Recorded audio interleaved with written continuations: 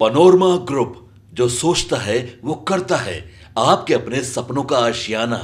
नमस्कार, मेरा नाम ज्ञानेश्वर है और आपने देखना शुरू किया है लाइव सिटी। मेरे साथ रोज की तरह दिल्ली से जुड़ रहे हैं देश के जाने माने सीनियर जर्नलिस्ट अजीत द्विवेदी जी। अजीत जी, बिहार में चुनाव है, इसलिए क्या क्या नहीं कहा जाएगा, समय से पहले क्या क्या नहीं कहा जाएगा, यह भी महत्वपूर्ण है। तो समय से पहले, डील लॉक होने से पहले आज बिहार के इलेक्शन बाजार में फिर से गर्मी है। देखिए, पिछले दिनों आपको याद होगा एक इंटरव्यू का हवाला दे दिया गया और इसके बाद खबरें चलने लगी कि चिराग पासवान ने कह दिया कि वे एनडीए के हिस्सा नहीं है, जबकि उन्होंने ऐसी कोई बातें नहीं कही थी और बाद में उन तमाम खबरों को हटाना पड़ा था।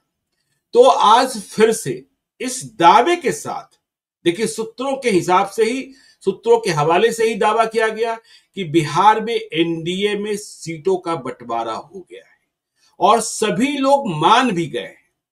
तो देखिए, जिन लोगों को सीटों का बंटवारा करना है, जिनके हिस्से में सीटें आनी है, उन्हें तो पता नहीं है। लेकिन इलेक्शन बाजार है और टिकटों का बाजार है। कभी कभी हवा को मापा भी जाता है और आप तो कहते ही हैं कि कभी कभी ऐसी खबरें उछाल दी जाती है कि रिएक्शन क्या होता है इसे भी पढ़ लिया। तो आज जब यह खबर आई कि एनडीए में सीट शेयरिंग हो गई, तो सभी अवाक, सभी घटक दल जो हैं, उनके कई प्रमुख नेताओं से हमारी बातें हुई। उन्होंने कहा यह तो बकवास है। और सीटें कैसी बांटी गई? सीटें बांटी गई बिहार विधानसभा में। कुल विधानसभा क्षेत्रों की संख्या 243। कहा गया कि 102 सीटों पर जेडीयू चुनाव लड़ेगा, जो सीट शेयरिंग हुई है। चलिए, यह सच के करीब भी है। और भारतीय जनता पार्टी 101 सीट पर चुनाव लड़ेगी। 203 इधर गए और 43 में बाकी तीनों सहयोगी दल चुनाव लड़ेंगे। देखिए, मसला यहीं फंस गया और कहा गया कि चिराग पासवान की पार्टी एलजेपीआर को 20 सीटें दी गई है और वह राशि भी हो। मुझे लगा, मैंने पहले ही झटके में देखा तो मुझे लगा कि इसके पीछे कोई ना कोई कॉन्स्पिरेसी थ्योरी तो है इस खबर के पीछे कि चिराग पासवान 20 सीटों पर राजी हो जाएंगे। 22 से 25 की बात हो रही थी, तब तो उन्हें मनाने की बातें चल रही थी, कि राजी करने की बातें चल रही थी। अमित शाह समझा रहे थे। 20 सीटों की बात एलजेपीआर के लिए, मुझे तो यह लगता है कि चिराग पासवान को अंडर एस्टिमेट करना है। इतना भी वे, मतलब क्या कहें कि 20 सीटों पर 6 लोकसभा क्षेत्रों में टिकट ना मिला, 5 में मिला, 5 जीता उन्होंने, तो 30 का दावा तो उनका बनता ही बनता था। लेकिन अब 20 पर, और कहा गया कि उपेंद्र कुशवाहा को 10 सीटें। भाई, उपेंद्र कुशवाहा की जो लॉटरी निकल गई। उपेंद्र कुशवाहा कह रहे हैं कि डबल डिजिट से कम नहीं रहेगा, लेकिन जो स्वतंत्र जानकार हैं वह कहते हैं उनकी सीटें 6 से 8, 6, 7 या 8। और कहा गया कि जीतन राम मांझी की पार्टी हम पार्टी को 10 सीटें। चलिए, वह भी डबल डिजिट की बातें कर रहे हैं, वह 13 तक की बातें कर रहे हैं। तो जीतन राम मांझी को भी इस बात पर आपत्ति होगी कि हमें और उपेंद्र कुशवाहा को बराबरी से तौल दिया गया 10-10 सीटें, जबकि हम तो लोकसभा का चुनाव जीत कर आए। 2020 में भी हमारी पार्टियों के विधायक बने, लेकिन हमें भी 10, उपेंद्र कुशवाहा को भी 10 और चिराग पासवान को मात्र 20। चिराग पासवान की पार्टी पूरे बिहार में घूम घूम कर उम्मीदवार तैयार कर रही है, पहलवान तैयार कर रही है, सभाएं हो रही हैं, रैलियां हो रही हैं, और बस 20। तो यह बात समझ में नहीं। जब हमने लोगों से बात की तो मालूम यह हुआ कि देखिए, बातें शुरू हुई हैं एनडीए के भीतर, और एनडीए के भीतर बीजेपी को ही सब कुछ करना है। बीजेपी और जेडीयू के बीच कई चक्रों की बातचीत कंप्लीट हो चुकी है और वैसे विधानसभा क्षेत्रों की सूची तैयार हो गई है, क्योंकि मेजर स्टेक होल्डर तो यही है जहां कोई विवाद नहीं है, जहां यह स्थापित है कि इन सीटों में भाजपा को ही लड़ना है और इन सीटों पर जेडीयू को ही लड़ना है। देखिए, भाजपा में वैकेंसी ऐसे भी बहुत कम है और जेडीयू ने भले ही 2020 में अधिकांश सीटें हारी, लेकिन लड़ा तो जरूर। तो 102 हो या 103 हो, उनके पास भी वैकेंसी नहीं है। और परेशानी यह है कि चिराग पासवान जेडीयू के खिलाफ ही लड़े 2020 में, तो जो सीटें चिराग पासवान को मिलनी है वह जेडीयू के खाते की सीटें हैं। इसलिए भाजपा और जेडीयू में पहले इस बात पर सहमति बन रही है कि हम अपनी अपनी सीटें, जिसे हम किसी भी परिस्थिति में नहीं छोड़ सकते हैं, वह तय कर ले। और उधर बातचीत काफी आगे बढ़ी भी है। लेकिन इसके साथ ही यह जेडीयू ने और नीतीश कुमार ने स्पष्ट किया है कि आरएलएम उपेंद्र कुशवाहा की पार्टी, हम जीतन राम मांझी की पार्टी, एलजेपीआर चिराग पासवान की पार्टी, इन तीनों पार्टियों से भी बीजेपी ही बात करेगी। खबर यह भी है कि इन तीनों पार्टियों ने अपने चॉइसेस के विधानसभा क्षेत्र बता दिए कि भाई, और जब बताए हैं तो उनकी संख्या अधिक है। आप जो मांगेंगे वह मिलेगा नहीं, आपकी इच्छा और आपके दावेदार समझे जाते हैं।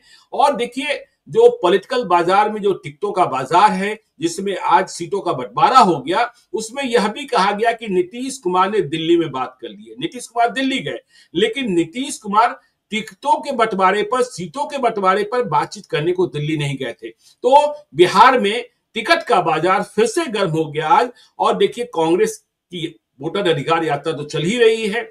1 सितंबर को पटना में मार्च होगा और वहां बात तो इसी में फंसी है कि तेजस्वी यादव को मुख्यमंत्री का उम्मीदवार कब घोषित करेंगे। कहा जा रहा है कि बार्गेनिंग चिप्स कांग्रेस ने अपने पास रखा है और जब सब कुछ हो जाएगा उसके बाद ही ऐलान होगा कि तेजस्वी यादव ही महागठबंधन के उम्मीदवार हैं। क्योंकि कांग्रेस को लग रहा है कि बीजेपी और जेडीयू वाले चाहते हैं कि मुकाबला नीतीश बनाम तेजस्वी हो जाए और इसके फायदे और नुकसान दोनों हैं। बाकी अजीत जी, अब आगे आपकी टिप्पणी।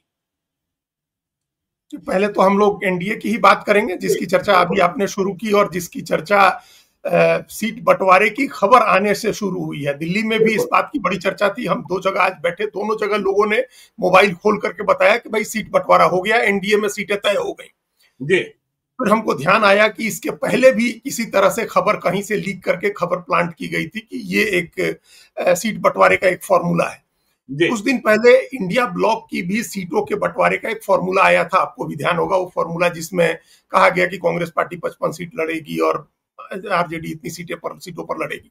तो ये दोनों गठबंधनों के जो बड़े दल हैं वो थाह ले रहे हैं पानी का, कि कितने पानी में कौन है, कौन किस तरह से रिएक्ट कर रहा है, कौन इस पर प्रतिक्रिया दे रहा है या प्रतिक्रिया नहीं दे रहा है, जनता के बीच में कैसी प्रतिक्रिया हो रही है। क्योंकि हर जो गठबंधन की पार्टियां हैं उनकी सर्वे टीम्स सड़क पर घूम रही है, मार्केट में है, मतलब बिहार के मतदाताओं के बीच जा रही है। तो जैसे अब ये एक खबर आई, इस खबर पर चर्चा होगी, निश्चित रूप से होगी, हम लोग भी कर ही रहे हैं। इस चर्चा को जनता किस तरह से ले रही है उसका भी एक फीडबैक आएगा, बीजेपी के पास भी आएगा, जेडीयू के पास भी आएगा कि लोगों ने इसको कैसे लिया। जैसे पहली लाइन आपकी एकदम सटीक है कि भाई 102 कहा जेडीयू का, ये सच के करीब भी है। 101 कहा बीजेपी का, वो भी सच के करीब है।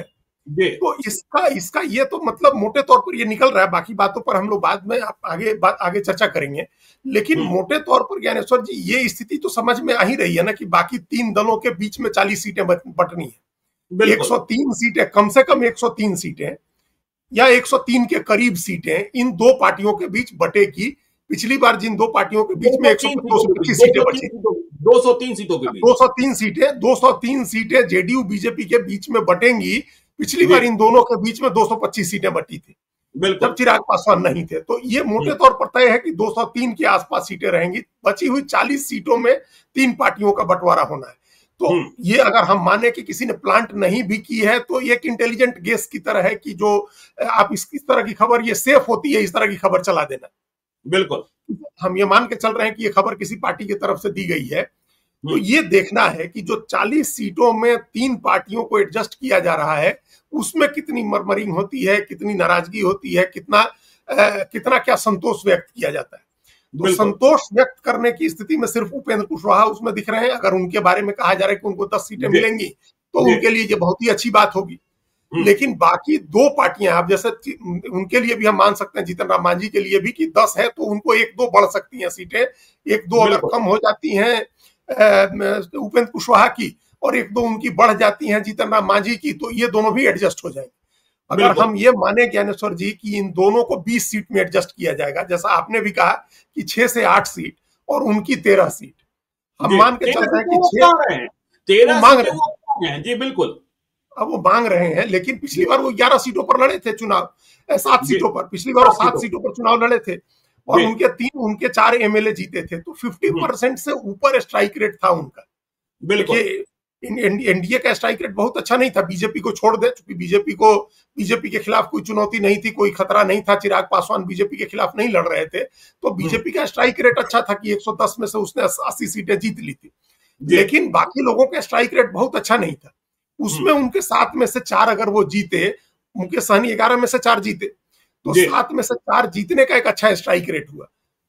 उस आधार पर वो मांग रहे हैं, अपना इंप्रूवमेंट चाह रहे हैं। उनको लोकसभा के लिए भी कहना है कि हमको 2 सीटें, 3 कही गई थी सीटें, हमको 1 दी गई, तो वो मान ले कि वो डबल डिजिट में जाते हैं। 13 मांग रहे हैं, 10 या 11 सीट पर अगर उनकी बात बनती है और उतनी ही सीटें इनके तरफ से कम हो जाती है, मान लीजिए क्या 2 सीट उपेंद्र कुशवाहा की कम हो जाती हैं, तो ये तो हम लोग मानेंगे ना ज्ञानेश्वर जी की 18 से 20 के बीच में ये दोनों पार्टियां एडजस्ट की जाएंगी। बिल्कुल बिल्कुल। तो उसके बाद तो 20 या 22 सीट बचेगी ना जी। तो लिवरेज नहीं है, यहाँ बहुत स्पेस नहीं है, एल्बो रूम जिसको बोलते हैं, वो बहुत एल्बो रूम नहीं मिल रहा है चिराग पासवान के लिए। वो एल्बो रूम मिलता अगर उनको ये दोनों पार्टियां 100 पर आ जाए या 100 के नीचे आ जाए, जो दोनों बड़ी पार्टियां हैं कि 100 के नीचे अगर आने को तैयार हो, तभी एल्बो रूम मिल रहा है चिराग पासवान को। अगर दोनों 100 सीटें भी लड़ती हैं तो चिराग पासवान के लिए ज्ञानेश्वर जी वही 20 से 25 के बीच की संभावना, उसी के बीच की सीटों की संख्या बनती है उनके लिए। 20 से 25 ना, तो सीधे 20 पर इसमें ला दिया गया ना, इसलिए हमने कहा कि देखिए 20 पर तो चिराग पासवान नहीं मानेंगे, और चिराग पासवान वैसे नेताओं में नहीं है जो इसके लिए तैयार हो जाए कि हमारे कुछ उम्मीदवारों को जो हमारे चहेते हैं उन्हें आप अपने सिंबल पर लगा दें, क्योंकि चिराग पासवान भविष्य की राजनीति देख रहे हैं, क्योंकि वह मानते हैं कि नीतीश कुमार की रिटायरमेंट के बाद जो बिहार की राजनीति है वह युवा तुर्क की राजनीति है, जिसमें चिराग पासवान शामिल हैं, तेजस्वी यादव शामिल हैं, प्रशांत किशोर शामिल हैं, सम्राट चौधरी शामिल हैं, तो उस रेस में भी अपने को शामिल रखना चाहते हैं। इसलिए अपने पहलवानों को दूसरे के सिंबल पर लड़ाने के लिए वह तैयार नहीं होंगे, वो चाहेंगे कि सीटें हमारी हो, सिंबल हमारा हो। बिल्कुल चाहेंगे, लेकिन सीटें तो 243 ही है ना। बिल्कुल 243 सीटें हैं, और उन 243 सीटों में जब बिहार में क्या, हम लोग कई बार पहले भी चर्चा किए हुए हैं, लेकिन आइडेंटिटी की पॉलिटिक्स में आपको हर जिस आइडेंटिटी के नेता को, जिस अस्मिता के, जिस जातीय अस्मिता को जो नेता रिप्रेजेंट करता है, उसको उसके अनुपात में, उसकी आबादी के अनुपात में या उसके महत्व के अनुपात में आपको टिकट देना होता है। उस जाति के मतदान व्यवहार को देखते हुए भी आपको टिकट देना होता है। जैसे हम लोग कई बार बात कर चुके हैं, उपेंद्र कुशवाहा की जाति जो है वो सर्वाधिक एग्रेसिव जाति है, इस समय सर्वाधिक आकांक्षी जाति है। उसको उसका एस्पायरेशन जगा हुआ है और उसको लग रहा है कि हमारा समय आ गया, हमारा मुख्यमंत्री बनना है, और हमारा समय आ गया जब हमको हमारी संख्या बढ़ानी है, हमारी सीटों की संख्या बढ़ानी है। ये शाहबाद, मगध, भोजपुर जो ओल्ड गया डिस्ट्रिक्ट है, इस इलाके में अगर कुशवाहा वोट को साधना है आपको, तो उपेंद्र कुशवाहा को सम्मानजनक सीटें देनी होंगी। बिल्कुल उनको खारिज नहीं कर सकते या उनको अपमानजनक नहीं, उनके साथ अपमान ना हो, ये ध्यान रखना होगा आप। उसी तरह से जीतन राम मांझी का मामला है, दलित में एक साइजेबल वोट को वो रिप्रेजेंट कर रहे हैं। इंडिया एनडीए जो है वो 3 दलित वोट को रिप्रेजेंट करता है। अभी उसके 3 चेहरे हैं, जो मतलब दलित वोट को आप 4 हिस्सों में बांटे तो मोटे तौर पर 3 चेहरे उनके पास हैं, जिसमें चिराग पासवान है जो पासवान वोट को रिप्रेजेंट कर रहे हैं, अशोक चौधरी है जो पासी वोट को रिप्रेजेंट कर रहे हैं, और मुसहर जाति से आपके जीतन राम मांझी हैं। ये 3 जातियों का वोट मोटे तौर पर एनडीए के साथ है। इसमें सबसे वल्नरेबल कास्ट जो है वो पासवान है, और ये हम पहले भी बता चुके हैं। जो सीएसडीएस का पोस्ट इलेक्शन डाटा है वो ये है कि 51% वोट पासवान का जाता है चिराग पासवान।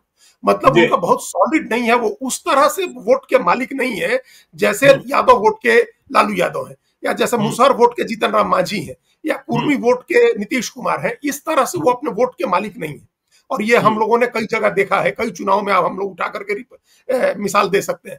तो उस वोट के लिए आपको अगर मांझी को भी पूरी अस्मिता, उनकी जो जातीय अस्मिता, उसको संतुष्ट करना है, मांझी को टिकट देना ही है आपको, और उनको भी देना है, उपेंद्र कुशवाहा को भी देना है। तो उसके बाद आपको इनका ध्यान रखना है, जिनको 50-51% वोट मिलता है अपनी जाति का, फुल फुल रिप्रेजेंटेशन देने पर अपना पूरा परिवार लड़ाते हैं और अपनी पसंद से उम्मीदवार चुनते हैं। ये बात आपने ठीक कही कि वो अपना उम्मीदवार चुनेंगे, सिंबल अपना देंगे। हालांकि वो जो बातें उनके बारे में कही जाती हैं, कई हम लोग को नहीं दोहराने की जरूरत है। वैसी डील भी हो सकती है, वैसे कंसिडरेशन भी होते हैं कि भाई आप टिकट दे दीजिए और जो कंसिडरेशन है वो कंसिडरेशन पूरा होगा। तो इस तरह की चीजें भी होती हैं। खैर वो अभी का मुद्दा नहीं है हम लोगों का। लेकिन उनके साथ 50% वोट वो अपने जाति का ले आते हैं, 51% वोट ले आते हैं। ठीक है, तो उस अनुपात में उनको ट्रीट करेगा अलायंस। ये सर्वे क्या फीडबैक है ज्ञानेश्वर जी? पोस्ट इलेक्शन डाटा है, प्री इलेक्शन ओपिनियन पोल है, और उसके आधार पर भले आप 10% लोग सी वोटर में उनको बताएं कि ये मुख्यमंत्री पद के दावेदार है, लेकिन उनका ये पॉपुलैरिटी वाला वोट उनके पार्टी पर, उनके कैंडिडेट पर ट्रांसफर नहीं होता है। ये सर्वे का फीडबैक है, बीजेपी के पास भी है। अजीत जी, एक संकट यह भी है ना कि ठीक है आपने कह दिया चिराग पासवान के साथ पासवान हो, लेकिन चिराग पासवान के आजू बाजू लेफ्ट राइट जो भी आप देखेंगे उसमें दूसरी जातियों के जो क्षेत्रों के पहलवान हैं वो शामिल हैं। तो चिराग पासवान को बहुत अधिक यदि आप नुकसान पहुंचाते हैं, चोट पहुंचाते हैं, तो 2020 में तो सामने से लड़ाई लड़ी जा रही थी। तो टिकट नहीं मिलने के बाद चिराग पासवान की पार्टी में भी असंतोष फैलेगा, और वैसे नेता जो पासवान जाति के नहीं हैं, दूसरी जातियों के सवर्ण हैं, पिछड़े हैं, वह बिल्कुल बगा। देखिए इस बार मैं एक और ट्रेंड देख रहा हूं और सारी पार्टियों में देख रहा हूं, क्योंकि 2025 का चुनाव जिसे हम लोग कहते हैं परिवर्तन का चुनाव, सत्ता परिवर्तन का नहीं, नेतृत्व परिवर्तन का। नेतृत्व परिवर्तन का मतलब नीतीश कुमार का परिवर्तन नहीं, मतलब उम्र के परिवर्तन का चुनाव है। तो ऐसे में हमें कई विधानसभा क्षेत्रों में उम्मीदवार दिखाई पड़ रहे हैं जो यह तय किए बैठे हैं कि टिकट मिले तब, टिकट न मिले तब भी चुनाव लड़ेंगे, और यदि नेतृत्व हमारे साथ दगा करता है, नेतृत्व हमारी लिए सीट नहीं ले पाता है, तो हम हराएंगे। इस बार बागियों को रोकना बहुत बड़ा संकट साबित होने वाला है, बहुत दुष्कर कार्य होने वाला है। तो ऐसे में यदि 20 पे निपट जाते हैं और 20 ही सीटें मिलती है चिराग पासवान को, तो सबसे अधिक बागी और सबसे अधिक मायूसी तो वही होगी। देखिए ये जो आपने कहा ना, ये ट्रेंड हर पार्टी के साथ है। देखिए जेडीयू के भी कई लोगों को हम जानते हैं, बीजेपी से भी तैयारी कर रहे हैं, हर सीट से 3-3, 4-4 लोग तैयारी कर रहे हैं, और जितने यंग हैं उनका कहना है कि हमको चुनाव लड़ना ही है, टिकट मिले चाहे नहीं मिले। तो ये बागी बीजेपी के भी खड़े होंगे, जेडीयू के भी होंगे, आरजेडी कांग्रेस के भी खड़े होंगे, मुकेश सहनी की पार्टी से भी खड़े होंगे, और खड़े होने के बाद उनका मान मनोबल किया जाएगा, उनको बिठाने उठाने की कोशिश होगी, वो सब चीजें हैं। चिराग पासवान के साथ जो समस्या है, जिसको हम जो एक्सप्लेन करने की कोशिश कर रहे थे, कि जो गैर पासवान उनका जो भी कैंडिडेट होता है वो उस वर्ग को रिप्रेजेंट करता है जिस वर्ग का रुझान स्वाभाविक रूप से एनडीए की तरफ होता है जी। वो ये नहीं हो सकता है कि उसमें वो वोट स्वाभाविक रूप से मिलता है उनको, एनडीए की वजह से मिलता है। तो अगर उनके बागी होते भी हैं तो एनडीए की तरफ से उनको मनाने की कोशिश होगी, बीजेपी जेडीयू की तरफ से मनाने की कोशिश होगी, और अगर नहीं मानते हैं वो लोग, तब निश्चित रूप से एनडीए को बड़ा नुकसान होगा, क्योंकि वो जो भी वोट काटेंगे वो उसी वर्ग का काटेंगे, चूंकि उसी वर्ग के लोग उनके साथ ज्यादा जुड़े हुए हैं। आप लोकसभा भी उठा करके देख लीजिए, लोकसभा में भी क्या उन्होंने जो टिकट दिए, जो उनके कैंडिडेट थे, उससे भी पता चलता है, पहले भी जो टिकट वो देते थे उससे भी पता चलता है। तो ये निश्चित रूप से एक संकट एनडीए के सामने होगा। लेकिन अगर एनडीए के दोनों घटक दल, बड़े घटक दल बीजेपी जेडीयू, अगर अपनी सीटें कम करते हैं तो उनके यहाँ कितनी बगावत होगी ये सोचिए। पिछली बार अगर 115 सीटों पर जेडीयू लड़ी है, और इस बार तो ऑलरेडी 15 सीटें छोड़ने की, 12-13 सीट छोड़ने की बात हो ही रही है उनकी। बिल्कुल, तो जिन 2 सीटें वो छोड़ेंगे वहां उनके भी तो बागी आएंगे जी। अगर मान लीजिए उनके बागी आ गया, वो सीटें छोड़ करके उन्हीं की सीटें जो छूटेंगी सो चिराग पासवान को मिलेंगी। मान लीजिए कि अगर बहुत समझौते के साथ, बहुत सद्भाव के साथ सीटें नहीं छूटती हैं और उन सीटों पर चिराग पासवान के लोग खड़े हो गए और वहां बागी खड़े हो गए जेडीयू वाले, तो फिर क्या करेंगे? तो ये भी तो ये खतरा भी तो है। आप देखिए ना गोपालगंज में बैकुंठपुर, देखिए मिथिलेश तिवारी बनाम मंजीत सिंह की लड़ाई। मंजीत सिंह को एक आयोग का अध्यक्ष बना दिया गया ताकि यह माना जाए कि भाई मिथिलेश तिवारी का रास्ता निष्कंटक हो गया, लेकिन कहा यह जा रहा है कि नहीं, मंजीत सिंह अब भी चुनाव लड़ने को आमादा हैं। अब देखिए आप ही के इलाके में चलिए गोविंदगंज की स्थिति है, मतलब जब चिराग पासवान हनुमान बनकर लड़ रहे थे, बीजेपी को उम्मीदवार देना था सुनील मणि तिवारी ही नाम है ना, तो सुनील मणि तिवारी एक कार्यकर्ता, उन्हें टिकट दिया गया, वह संयोग से चुनाव भी जीत गए। अब वहां देखिए राजू तिवारी को लड़ाने की जिम्मेवारी भी बनती है चिराग पासवान पर, और सुनील मणि तिवारी को कैसे छोड़ दिया जाए, यह भी बीजेपी के समक्ष संकट है। अब देखिए रामा सिंह की पत्नी बीना देवी आ गई हैं एलजेपीआर में, वह महनार से जीती हुई विधायक हैं। महनार में माफ कीजिएगा, महनार में उमेश कुशवाहा को चुनाव लड़ाया जाना है जेडीयू की ओर से। तो फिर रामा सिंह की पत्नी का एडजस्टमेंट कहां होगा? कहा जा रहा है कि लालगंज विधानसभा क्षेत्र भी एलजेपीआर मांग रहा है। लालगंज में दो बाहुबलियों की टक्कर होगी क्या? दो बाहुबलियों की पत्नियों की भी टक्कर होगी क्या? यह देखने की बात है। यदि चिराग पासवान मांग रहे हैं और वहां रामा सिंह की पत्नी बीना देवी लड़ती हैं, तो दूसरी ओर से मुन्ना शुक्ला की पत्नी अन्नू शुक्ला ही नाम है ना, अन्नू शुक्ला का ही लड़ा जाना तय है। तो ये तमाम स्थितियां और परिस्थितियां कई विधानसभा क्षेत्रों में पेच बिल्कुल तगड़े फंसे हुए हैं अजीत जी। हाँ, तो वो फंसा है ना, तो ये, लेकिन अब इसमें समस्या क्या है कि जेडीयू बीजेपी अपनी सीटों पर बहुत कॉम्प्रोमाइज नहीं कर सकते हैं। ज्ञानेश्वर जी, यही जो हम जिस खबर को लेकर के हम लोग चर्चा करें उसका भी थ्रस्ट इसी पर है कि भाई 203 सीटें तो तय मानिए कि उधर जाएंगी। अब वो 203 भी हो सकती है, 205 भी हो सकती है, हो सकता है 201 हो। इससे ज्यादा का चेंज नहीं होगा। कि मान लीजिए कि अगर बड़ा भाई नीतीश कुमार को रहना है तो 101 लड़े, बीजेपी 100 लड़ ले, तो फिर 201 सीटें हुई तो 42 बची, उसमें 2-1 सीटें चिराग पासवान की बढ़ सकती हैं। इससे ज्यादा की गुंजाइश है नहीं है। वही एल्बो रूम जो हमने कहा वो किसी के पास नहीं है। लेकिन अब एक खबर जो हमको सुनने में आई, दिल्ली में खबर है, आप भी इस बात को देखेंगे ही, कि बीजेपी की सारी कोशिश बड़ा भाई बनने की है। अब अच्छा, ये पेच अगर आता है, अगर ये पेच कहा जा रहा है कि भाई जेडीयू से जो वार्ता हो रही है उसमें बार बार जेडीयू को समझाया जा रहा है कि भाई आपकी तो 43 ही सीटें जीते थे, 45 आपकी सीटें, अभी 45 एमएलए हैं, बाई इलेक्शन में आप 2 सीटें जीते तो आपकी सीटें बढ़ के 45 हुई हैं। तो आप कितनी सीटें ले सकते हैं? आप 90 पर जा सकते हैं, ज्यादा से ज्यादा दुगनी सीटें ले लीजिए, उसके जितने विधायक हैं उसके दुगनी सीटें ले लीजिए। तो ये मनाने की कोशिश हो रही है। बदले में और क्या दिया जा सकता है, इन सब चीजों पर बार्गेनिंग में मोल भाव, ये सब चीजें हो रही है। बीजेपी इसकी भी कोशिश कर रही है। इसीलिए हम लोग इस बात को, जो ये खबर है, इसको हम लोग खारिज कर मान के ही चले कि ये सीटों का ये फॉर्मूला हो सकता है कि बिल्कुल ही नहीं। बीजेपी एक लेवल पर बड़ा भाई बनने की कोशिश कर रही है। उसमें समस्या बीजेपी के सामने सिर्फ यही आ रही है कि जैसे ही ये मैसेज हुआ कि बीजेपी ज्यादा सीट लड़ रही है और नीतीश कुमार मुख्यमंत्री नहीं बनेंगे, बीजेपी का मुख्यमंत्री बनेगा, वैसे ही गेम चेंज हो सकता है। अति पिछड़ी जातियों में भी गेम चेंज हो सकता है, नीतीश कुमार के वोटर्स में भी गेम चेंज, मतलब उनका भी मन बदल सकता है, जो नीतीश कुमार की वजह से जुड़े हुए हैं एनडीए के साथ तमाम नाराजगी के बावजूद, या जो ये समझ रहे हैं कि अभी तमाम तरह की जो लोक लुभावन घोषणाएं हो रही हैं वो नीतीश कुमार कर रहे हैं और ये नीतीश कुमार की आखिरी पारी है, तो उनको ये तमाम चीजें हमारे लिए वो करके जा रहे हैं, तो उनको वोट देना है, उसमें नाराजगी हो सकती है। तो ये तलवार की धार पर है। हो सकता है बीजेपी ऐसा नहीं करे, हो सकता है बीजेपी बराबरी में ही रहे या एक सीट कम लेकर के आए। जो भी होगा, ये तय मानिए कि 201 से 205 सीटें तो इन दोनों पार्टियों के बीच बंटनी है। बिल्कुल, वो मीन निकाल ले हम लोग 203, तो 40 सीटों में बंटवारा होना है। 18 सीट हम मान के चल रहे हैं कि उपेंद्र कुशवाहा और जीतन राम मांझी में बटेंगे। 22 सीट हम लोग एक अगर मीन संख्या निकाले, मध्य जो संख्या निकाले, तो वो 22 सीट की बनती है चिराग पासवान के लिए। अब इस पर चिराग पासवान कैसे राजी होंगे?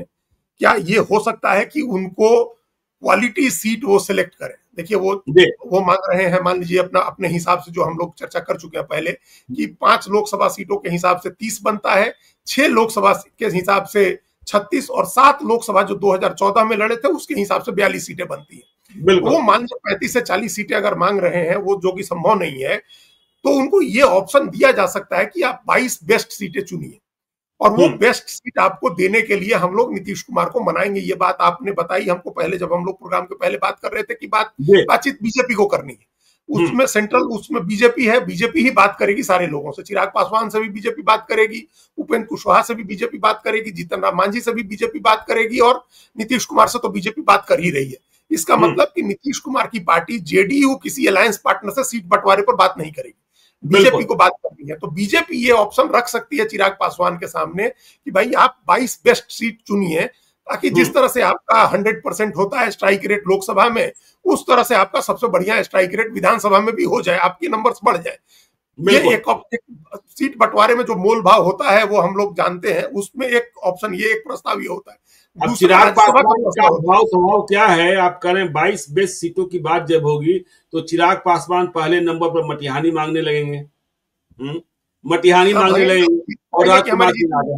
हाँ, और राजकुमार सिंह आ गए इधर जेडीयू में, और बोगो सिंह चले गए उधर आरजेडी की ओर। तो बहुत सारे पेच हैं अजीत जी। अब दिनारा देख लीजिए, दिनारा में तीनों बड़े गठबंधन, मतलब भाजपा राजेंद्र सिंह को चाह रही है, और उपेंद्र कुशवाहा ने आलोक सिंह के लिए बिल्कुल प्रतिष्ठा लगा रखा है, और जय कुमार सिंह भी उस प्रतियोगिता में बने हुए हैं जेडीयू की ओर से। बहुत सारे पेच है, बहुत सारे पेच तो है ये तो, लेकिन उतनी ही सीटें हैं ना, सीटें तो 243 से बढ़ेगी नहीं। बिल्कुल, अब उस परिसीमन होगा तब बढ़ेंगी सीटें, 350 हो जाए तो अलग बात है, फिर चिराग पासवान जितनी सीट मांगेंगे उतनी मिल जाएंगी सीटें। अभी 243 में जो संभावना हमको दिख रही है उस पर हम लोग, जो व्यवहारिक चीज है हम लोग उस पर चर्चा कर रहे हैं। जो जैसे एक बार हम ही लोगों ने सबसे पहले ये चर्चा की थी कि अंत में ये नतीजा हो सकता है कि 95 सीट दोनों गठबंधन लड़े, लेकिन अब उसकी भी संभावना इसलिए नहीं लग रही है क्योंकि कांग्रेस माफ करिएगा, बीजेपी किसी हाल में 100 से नीचे नहीं आना चाह रही। वो ये जरूर चाह रही है कि नीतीश कुमार 100 से नीचे आ जाए, लेकिन बीजेपी 100 के नीचे नहीं आना चाह रही है। मुकेश सहनी आ जाते हैं तो कुछ हो सकता है, मुकेश सहनी आए तब तो ठीक है, तब तो फिर 95 हो जाए, उनके लिए भी 10-12 सीटें निकाली जाए। फिर चिराग पासवान की सीटें नहीं बनेंगी, मतलब उनके लिए ऑप्शन नहीं बढ़ेंगे, उपेंद्र कुशवाहा के लिए ऑप्शन नहीं बढ़ेगा, या जीतन राम मांझी के लिए भी नहीं बढ़ेगा, ये नहीं बढ़ेगा। और जो हम लोग बार बार कहते हैं कि जो सरकार में है, डबल इंजन की सरकार है, स्टेट में भी सरकार है, सेंटर में भी सरकार है, उसके पास कई और चीजें होती हैं वार्ता के टेबल पर रखने के लिए। अभी 26 में सबको पता है कि द्विवार्षिक जो चुनाव होते हैं, द्विवार्षिक चुनाव राज्यसभा के वो होने हैं 26 में। अब वो राज्यसभा का प्रस्ताव किसको मिल सकता है? किसी को राज्यसभा का प्रस्ताव दिया जा सकता है कि भाई आपको एक राज्यसभा, उपेंद्र कुशवाहा के लिए तो हम लोग मान के चल रहे हैं कि उनका हो सकता है कि कंटिन्यू करे, क्योंकि पिछली बार उनको 2 साल वाली राज्यसभा मिली थी, और अगर टिकट की संख्या उनकी कम होती है तो उसको कंपनसेट वहीं से किया जाएगा। चिराग पासवान के सामने भी हो सकता है कि कोई ऑप्शन रख दिया जाए, राज्यसभा सीट का ऑप्शन आए।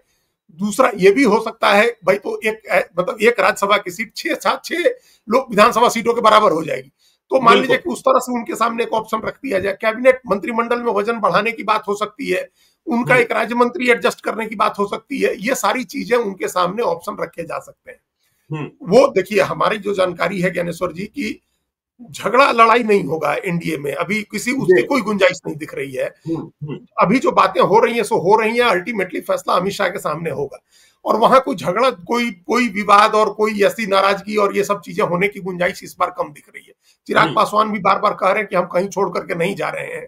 उनके 243 सीट लड़ने की भी जो व्याख्या हुई थी, मुकेश सहनी ने अमित शाह को लेकर क्या कहा था याद है ना, कि जैसे ही आप अमित शाह के सामने जाते हैं, आप अपनी आधी शक्ति का स्थानांतर उनके भीतर कर देते हैं और आप आधी शक्ति के रह जाते हैं। बिल्कुल, अपनी आपकी आधी शक्ति उनमें चली जाती है। जब वार्ता के आप सामने अमित शाह बैठते हैं तो वहां कोई लड़ाई नहीं होगी, कोई झगड़ा नहीं होगा, कोई विवाद नहीं होगा। जब उनके सामने ये रखा जाएगा कि ये सीट बंटवारे का फॉर्मूला है, वो जिस पर मुहर लगा देंगे वो फैसला हो जाएगा।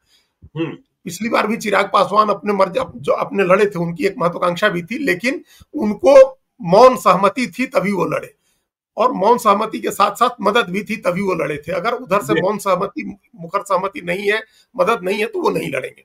तो अभी तक की जो सीट बंटवारे का फॉर्मूला अभी तक का हम लोगों को ज्ञानेश्वर जी ये समझ में आ रहा है, उसमें आप ये मान के चलिए कि 20 से 25 के बीच में रखिए आप चिराग पासवान जी, 6 से 8 के बीच में रखिए उपेंद्र कुशवाहा को, और 10 से 12 के बीच में रखिए जीतन राम मांझी को, 102 और 101 इन दोनों पार्टियों का रखिए, जेडीयू और बीजेपी का।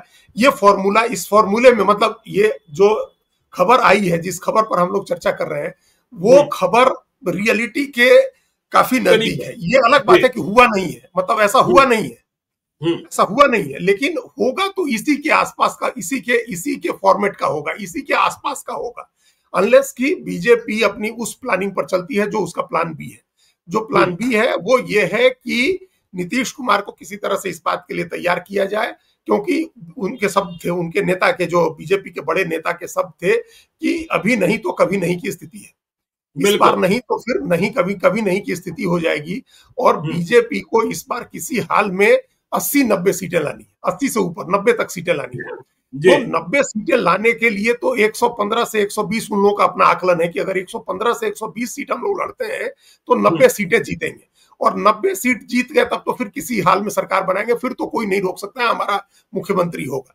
लेकिन ये भी बात है कि आप अपना मुख्यमंत्री बनाने का मैसेज कितना देना चाहते हैं, क्योंकि उससे बहुत सारी चीजें तय होंगी। दूसरी तरफ भी अगर मान लीजिए बीजेपी बिहार में एक, बाकी दूसरे उत्तर प्रदेश या राजस्थान मध्य प्रदेश से थोड़ा अलग है, थोड़ा कम कम्युनल स्टेट है बिहार, और तब भी बिहार में बीजेपी के मुख्यमंत्री बनाने की बात आती है, देखिए प्रधानमंत्री के लिए नरेंद्र मोदी के नाम पर वोट करता है, लेकिन मुख्यमंत्री बनाने की बात आती है तो लोग हिचक जाते हैं, फिर वहां रहता है कि हमारा ही आदमी बने।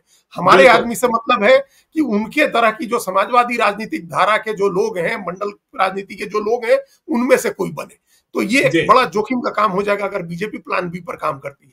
प्लान ए जो है वो यही है कि जो आज इस पर हम लोग चर्चा कर रहे हैं, 102 जेडीयू, 101 बीजेपी, 20 से मतलब एक मीन नंबर निकाल लीजिए 22 तक चिराग पासवान, 7 सीट उपेंद्र कुशवाहा और 10-11 सीट जीतन राम मांझी। इससे अलग कुछ होने की संभावना हमको अभी नहीं दिख रही है, और इसमें अगर मुकेश सहनी आ गए तो ये फॉर्मूला और बदल जाएगा। अभी यही फॉर्मूला रहेगा। बिल्कुल, चलिए तो देखिए फॉर्मूला और बदल जाएगा। बातचीत लंबी हो गई, इसलिए आज हम लोग इंडिया ब्लॉक की बात विस्तार से नहीं कर पाए, क्योंकि वहां भी है कि राहुल गांधी वहां भी है, वहां भी खींचतान चल रही है। देखिए कैसी खींचतान हुई, इसी झगड़े में रैली रद्द हो गई। बिल्कुल। अब और राहुल गांधी, जो आपको क्या लग रहा है कि ये लोग बिहार के लोग नहीं समझ रहे थोड़े कि आप एमके स्टालिन को किस लिए ले आके दिखा रहे हैं? एमके स्टालिन को वोट दिला देंगे थोड़े आपको बिहार में? एमके स्टालिन कोई वोट नहीं दिलाएंगे, उल्टा वो वोट खराब करके जाएंगे कि उन्होंने सनातन को, उनके बेटे ने डेंगू और मलेरिया कहा था, वो सनातन का विरोध करते हैं, वो हिंदी का विरोध करते हैं, बिहार के लोगों पर अत्याचार होता है, तमिलनाडु में तो वो कुछ नहीं बोलते हैं। रेवंत रेड्डी कोई वोट थोड़ी दिला देंगे आके। रेवंत रेड्डी के यहाँ जो उन्होंने कहा था कि बिहारियों के डीएनए में है कि मजदूरी करे, तो ऐसा आदमी ले आ रहे हैं राहुल गांधी। वो लालू यादव, तेजस्वी यादव पर दबाव डालने के लिए ले आ रहे हैं। वो कोई बिहार की जनता को नहीं दिखाना है, अपनी ताकत उनको दिखानी है, अपने इंडिया ब्लॉक के सहयोगियों को कि हम कितनी बड़ी पार्टी हैं। हमारे लिए देखिए अखिलेश यादव भी आएंगे, हमारे लिए स्टालिन भी आएंगे, हमारे लिए सब आदमी आ रहे हैं, हमारा दक्षिण से लेकर के उत्तर तक हम सबसे बड़ी पार्टी है। तो इसका मकसद ही ये है कि हम 60 से कम सीट नहीं लेंगे, 60 से ऊपर सीट लेंगे।